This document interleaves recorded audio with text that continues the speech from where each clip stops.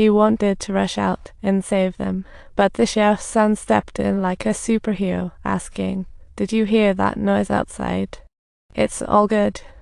"It must be you, okay?"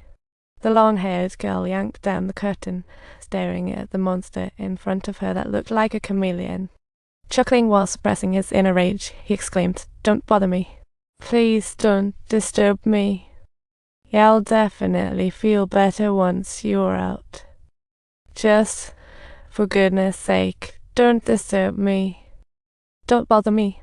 The long-haired girl was on the verge of breaking down, like she was about to pop a light bulb. The three trapped under the house also heard the screams outside, and the young man who had just arrived in town felt extremely scared, as if he had seen a ghost.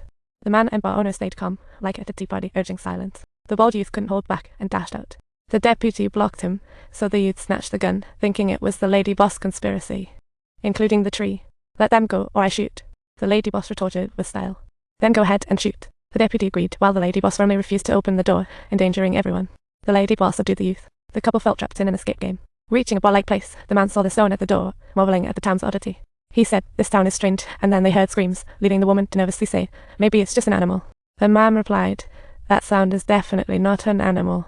She grew up on a farm, and she knows what animal noises sound like. Hello? Is anyone there?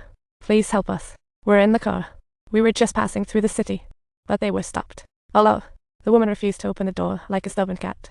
The man still believed they should help, insisting, "Please help us." "Please," said the monster as it walked gracefully, still smiling like it was on a catwalk.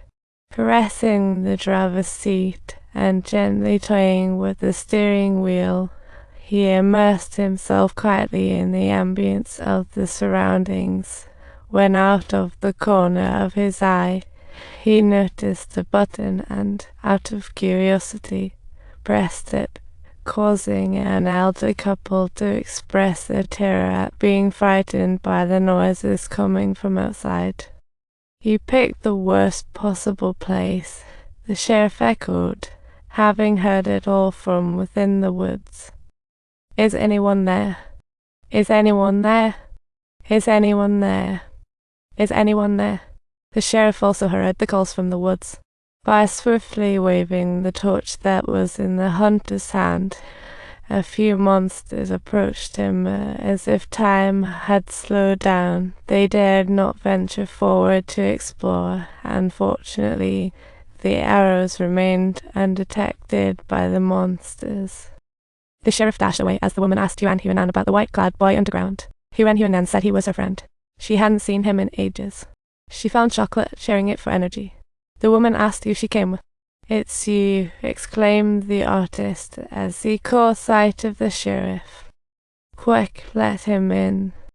The sheriff reassured, "It's fine, he's got rocks on him, but don't worry," as everyone pulled the plump guy into the car. They quickly shut the door and promptly hung the heavy rocks on it for stability.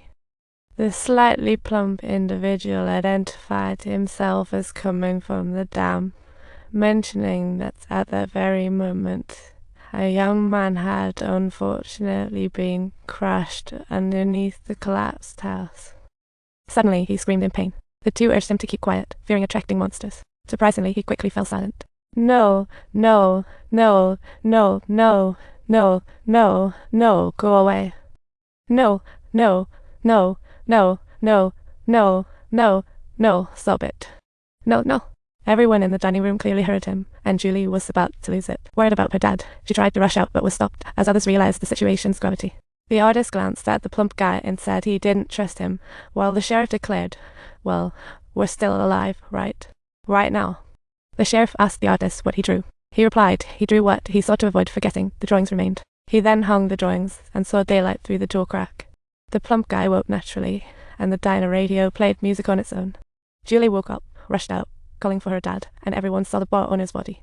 Silence fell over them, and the man finally woke up, saying, "He's right there, right there, right there, right there, right there. It's right there, right there, right there, right there, right there, indeed.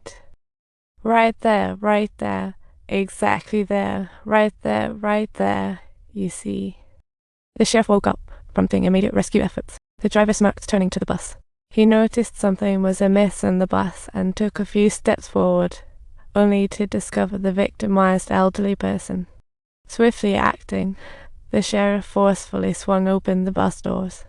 From the plump guy, they learned over 20 were on the bus, and the sheriff felt his arm's skin was weird too. Just like the old man's arm from last night's cave incident. The artist observed all this, and the sheriff instructed him to shut the door tight. Upon returning to the town, the lady doctor promptly stitched up the man's wounds, repeatedly reminding him to take good care of his injuries. The woman remarked about the wires at home, how they were all dangling in mid-air with no clue where the electricity came from.